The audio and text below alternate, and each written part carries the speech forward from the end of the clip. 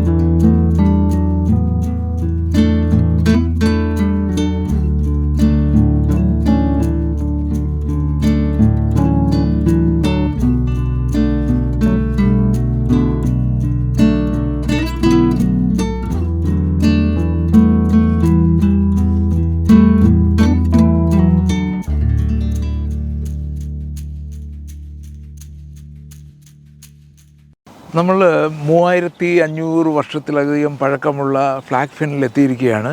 നമുക്കൊരു ഉപകാരം കിട്ടിയത് ഇവിടുത്തെ ഒരു ഓഫീസർ തന്നെ ഇതിനെക്കുറിച്ച് എക്സ്പ്ലെയിൻ ചെയ്യാൻ വന്നിട്ടുണ്ട്. Thank you for allowing me to come in very close to this archaeological site. What is the speciality of this? So here at Flag Fen we're internationally famous for our Bronze Age prehistoric past. Okay. We're currently standing in front of a replica of a 3,500-year-old roundhouse. Okay. So this is based on a roundhouse that was excavated quite close to here in Fengate, and it's made out of wattle walls, which is willow woven walls. Yes. And then it has a reed thatch roof on it, which is then covered in turf, and the walls are daubed. Okay. And this is the sort of house that people would have lived in at Flag Fen 3,500 years ago. Okay. Where is the opening of this? There's no opening here. Yeah.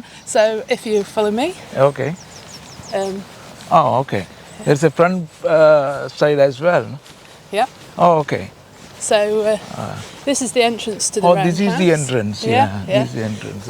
Would you like to go inside? Yeah. So in here, obviously what you can see is, so the interior, you can see more of the wattle walls. Yeah. And if you look up, you've got the thatch that sits underneath the turf. Okay. All right, okay. And in the middle, they would have always had a fire going, and the fire would have kept it warm and light, and it would have kept the roof nice and disinfected because of the heat and the smoke going up. Yeah. And they would have hung lots of food, so they could have preserved the food using the smoke. Okay. This is the way about 3,500 years ago people lived in this area. It is, yes, yes. So they would have farmed sheep. Yeah. So we have a flock of Soay sheep that live at Flag Fen. And back in the Bronze Age, 3,500 years ago, they would have been farming thousands of these Soay sheep for their wool and for their meat. What makes Peterborough special than any other part of Britain? So this part of Britain, especially Peterborough, is internationally famous for its Bronze Age causeway. Okay. So in the Bronze Age, this area would have been very, very wet, and the people here adapted to the climate change and that increasing wetness by building wooden trackways over the top of it, so they could travel to Peterborough. Oh, I see. The soil was so soft, you mean? Yes, so we're standing on peat, which was starting to form back in the Bronze Age. But yes, this would have been all underwater. So this was such an important route and really great for farming that they built this huge super highway across it. Oh my God. If you dig this area, do you think we can find more archaeological findings here? Absolutely, yes. So where we're standing right now, we're standing on a huge platform the size of a football pitch. Yeah. And this platform was used for ritual deposit. So in the Bronze Age, people would have brought their precious items like swords and jewellery, and they would have deposited it in the water around here as gifts to the gods. Oh my God! No. So if you dig it, you can be a millionaire soon, no? Well, yes. I mean, I'd be upset if you took it. Yeah. But yes, you should dig the right place, no? Yeah. And in our museum, we have lots of those swords and pieces of jewellery that we've taken out of the ground so that you can see them today. Okay. Because I learned that there are a lot of other archaeological history here, like dinosaurs and all those things lived here? Yeah, so long before people settled this area, well, long before people, this area would have been underneath the North Sea. So this Jurassic Sea would have been teeming with prehistoric reptiles like ichthyosaurs and plesiosaurs that would have been living at the same time as your T-Rex and other dinosaurs on land. Yeah. Why we can't find that kind of things in any other part of UK? Yeah. The conditions at Flag Fen are especially good for preserving the bones in a fossilised state because of the peat. So the ground that we're standing on, so it's about 60 metres down, it's clay. And that clay is formed of fossils, and that's where all the dinosaur bones are. And then above that you have peat, and peat doesn't have oxygen in it, so anything buried in the peat is very well preserved because it doesn't get degraded by the oxygen. That's why it's good here. Yeah, that's why you started brick factories around this area in those days. Yeah, there's lots of brick factories around this area because they really like the clay. The quality of the clay is really good for building. All right, okay. What else you can talk about this area, about this, apart from preserving this, anything else you are preserving here? So we reconstruct roundhouses, so we've got two on site.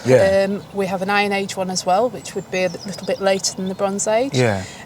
We also have the preserved causeway, which sits underwater in a building on site. We also have 9 prehistoric boats. So just about a kilometre away from here, they found 9 3,500-year-old boats, which are whole tree trunks which have been dug out like canoes. And we preserve those here, and you can see those here. Will they use that for transporting things, or? Yeah, so they use the boats to trade with Europe. So they would have travelled down the rivers along to the coast, and then they would have moved into bigger boats and traded with Europe and Asia and Scandinavia. So we have items in our collection which could have only come from places like Turkey and Norway and Germany. Oh, I see. Yes, they had very intricate trade routes and they would have used the boats as the quickest means of transport. Oh, okay. See, what I understand is, in Stone Age, the whole world live peacefully and similarly. Yeah. If you go back to India, you can see similar type of houses there, the hut there. Absolutely.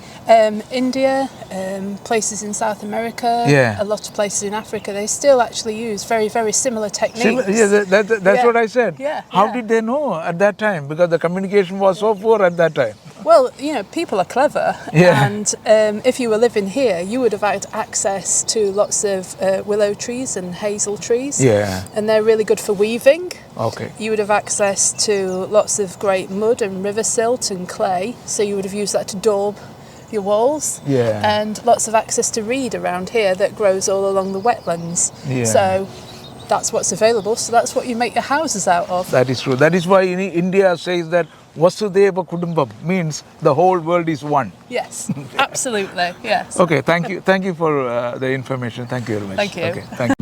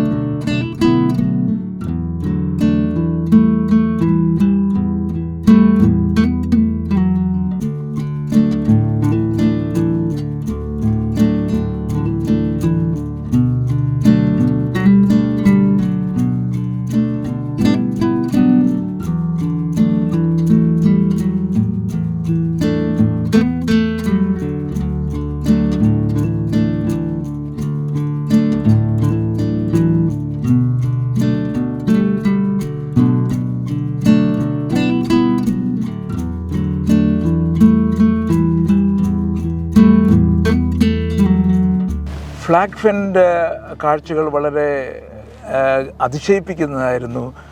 നമുക്കിനി അടുത്ത ഒരു ഡെസ്റ്റിനേഷനിലേക്ക് പോകാം.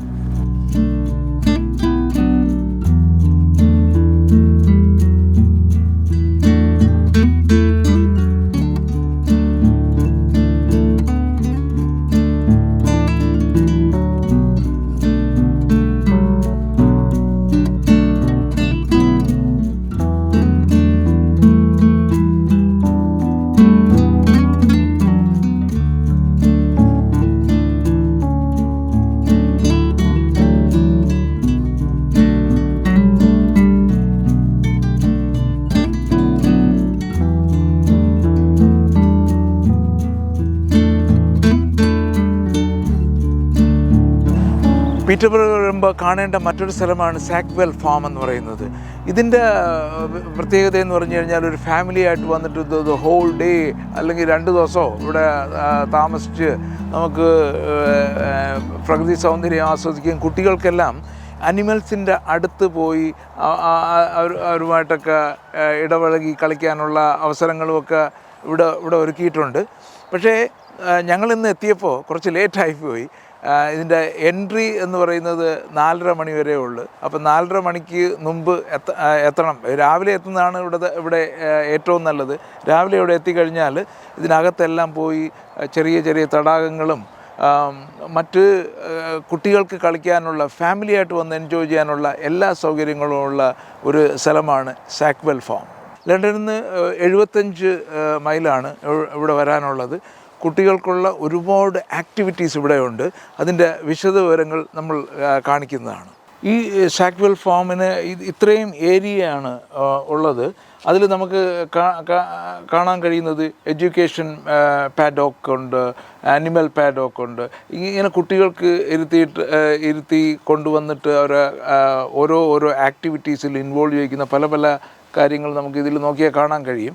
അതുകൊണ്ട് തന്നെ ഇപ്പോൾ നോക്കിയാൽ ഇത് മൊത്തം നോക്കിയാൽ തന്നെ നമുക്കറിയാം ഒരു ദിവസം മൊത്തം ഇവിടെ സ്പെൻഡ് ചെയ്യാൻ കഴിയുന്ന സ്ഥലമാണ് പീറ്റർബറോയിലുള്ള സാക്വെൽ ഫാം.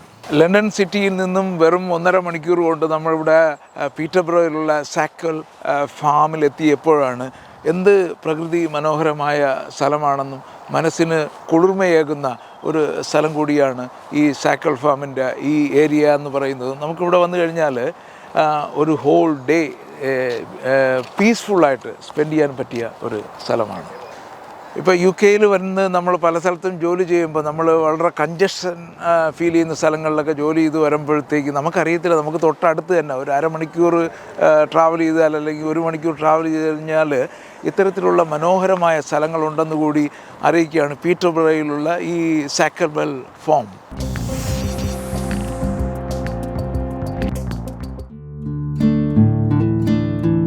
നമ്മൾ പീറ്റർബറോയിൽ എത്തിയിരിക്കുകയാണ്. പീറ്റർബറോ തന്നെ ഡെവലപ്പ് ചെയ്യുന്നത് തന്നെ ഒരു കത്തീഡ്രലിൽ നിന്നാണ്. പീറ്റർബറോ എന്ന് പറയുന്നത് കത്തീഡ്രൽ സിറ്റി എന്നാണ് അറിയപ്പെടുന്നത്.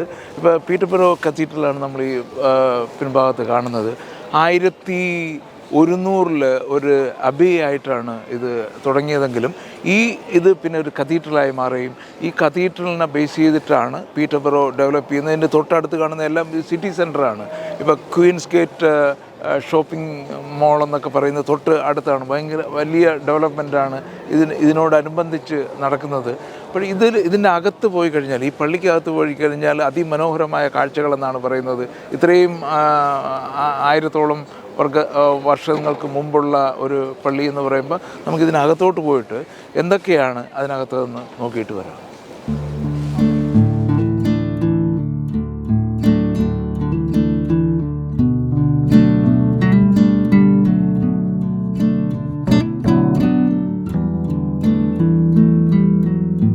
പീറ്റർബറോ കത്തീഡ്രലിൻ്റെ ചരിത്രമാണ് ഇവിടെ പറഞ്ഞിരിക്കുന്നത്.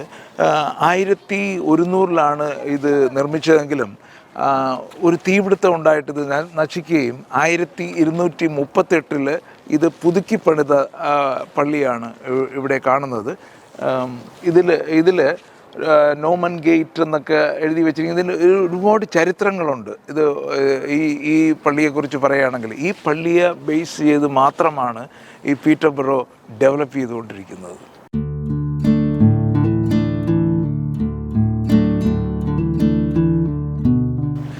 പീറ്റർബറോ കത്തീഡ്രലിൻ്റെ ഫ്രണ്ടിൽ വരുമ്പോൾ തന്നെ ഒരു പുസ്തകത്തിൻ്റെ മോഡലിൽ അവരുടെ ചരിത്രം എഴുതി വെച്ചിട്ടുണ്ട്. അപ്പോൾ ഇതിന്ന് മനസ്സിലാകുന്നത് 1118 മുതൽ 120 വർഷം കൊണ്ടാണ് ഇതിൻ്റെ കൺസ്ട്രക്ഷൻ പൂർത്തിയാക്കിയത് എന്നാണ് പറയുന്നത്. കൂടാതെ അവർ ചെയ്യുന്ന മറ്റു കാര്യങ്ങളും അവരുടെ മറ്റ് സ്ഥാപനങ്ങളെക്കുറിച്ചുള്ള വിവരങ്ങളാണ് ഇവിടെ കൊടുത്തിരിക്കുന്നത്.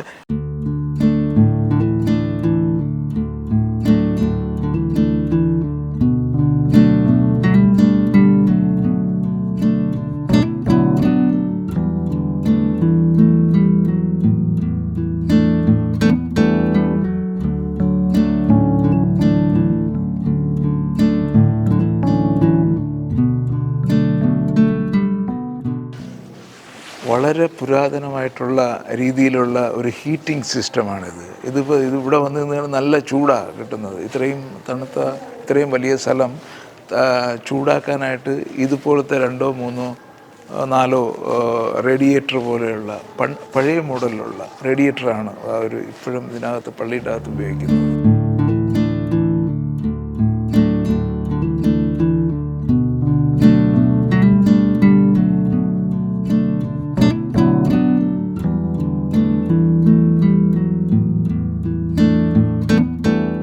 ഇത് വളരെ പുരാതന കാലങ്ങളിൽ ഉപയോഗിച്ചിരുന്നൊരു ക്ലോക്കാണ്. ഇത് ഫേസ് ഇല്ലാത്ത ക്ലോക്കാണ്. പക്ഷേ എവറി ഹാഫ് ആൻ അവറിൽ ഇത് റിങ് ചെയ്യും. അപ്പോൾ ഇവിടെ ഉള്ള മോങ്സിന് മനസ്സിലാവും പ്രേ ചെയ്യാനുള്ള ടൈമായെന്ന്. ഇത് 1950 വരെ ഇത് ഉപയോഗിച്ചിരുന്നു. അതിനുശേഷമാണ് മറ്റ് ക്ലോക്കുകൾ ഇവിടെ ഉപയോഗിച്ച് തുടങ്ങിയത്.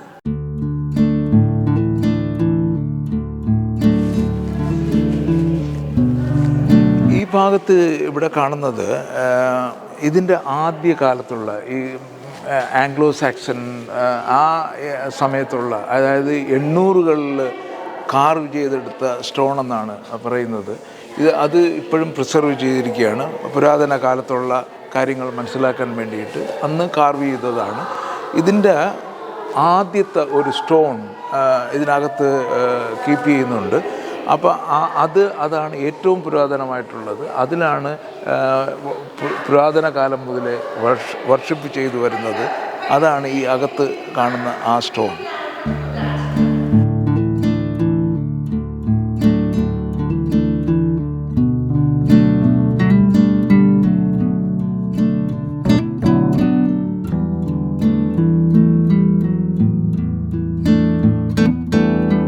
പീറ്റർബറോയിൽ വരുമ്പോൾ ഏറ്റവും പ്രധാനമായിട്ട് കണ്ടിരിക്കേണ്ട ഒരു സ്ഥലമാണ് ഈ പീറ്റർബറോ കത്തീഡ്രൽ. നമുക്ക് ക്യാമറയുടെ കുറച്ച് റെസ്ട്രിക്ഷൻസ് ഒക്കെ ഉള്ളതുകൊണ്ട് എല്ലാം ഒന്നും കാണിക്കാൻ കഴിഞ്ഞില്ല. എന്നിരുന്നാൽ തന്നെയും നമുക്കൊരു ഹാഫ് ഡേ വന്നു കഴിഞ്ഞാൽ ഇതിൻ്റെ ചരിത്രവും സെൻറ്റ് പീറ്റേഴ്സിനെ കുറിച്ചുള്ള ചരിത്രവും എല്ലാം ഇവിടെ നമുക്ക് നോക്കി കണ്ട് മനസ്സിലാക്കാവുന്നതാണ്. പീറ്റർബറോയിൽ വരുന്ന ഓരോരുത്തരും പീറ്റർബറോ കത്തീഡ്രൽ ഒരു ഹാഫ് ഡേ എടുക്കും എന്നാണ് എനിക്ക് തോന്നുന്നത്. കണ്ടിരിക്കേണ്ടതാണ്.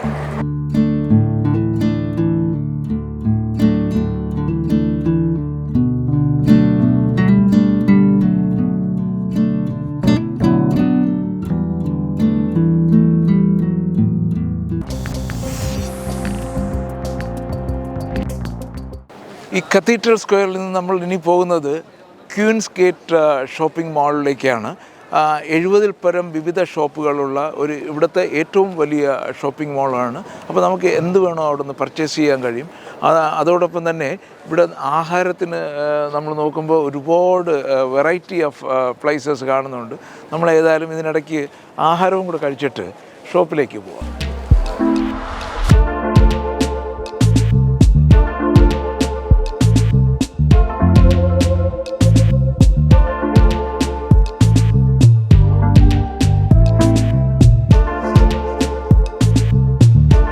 നമ്മൾ ക്യൂൻസ് ഗേറ്റ് ഷോപ്പിംഗ് മാളിൽ എത്തിയിരിക്കുകയാണ്.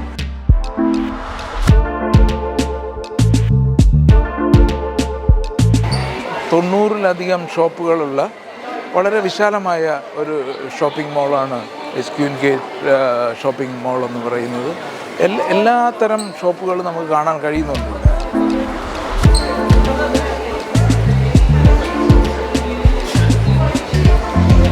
ഈ ഷോപ്പിംഗ് മാളിലൂടെ അധികം സമയം കളയാതെ ഒരു ഹെറിറ്റേജ് സൈറ്റുണ്ട് ഇവിടെ, ഫ്ലാഗ് ഫെൻ എന്ന് പറയുന്ന. നമുക്ക് ഏതായാലും ആ സൈറ്റിലേക്ക് പോയി കഴിഞ്ഞാൽ കുറച്ചുകൂടെ ഇവിടുത്തെ മുമ്പുള്ള ജീവിത രീതികളെക്കുറിച്ച് 3500 വർഷത്തിലേറെ പഴക്കമുള്ള ജീവിത രീതികളെക്കുറിച്ച് അറിയുന്ന ഒരു സ്ഥലമാണ് ഫ്ലാഗ് ഫെൻ. നമുക്ക് അവിടേക്ക് പോകാം.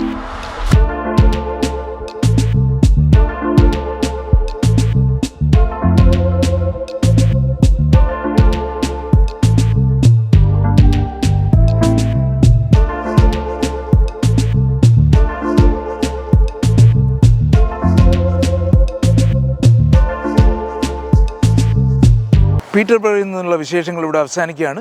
വീണ്ടും അടുത്ത ആഴ്ച മറ്റൊരു സ്ഥലത്തെ വിശേഷവുമായി കാണും വരെ നന്ദി, നമസ്കാരം.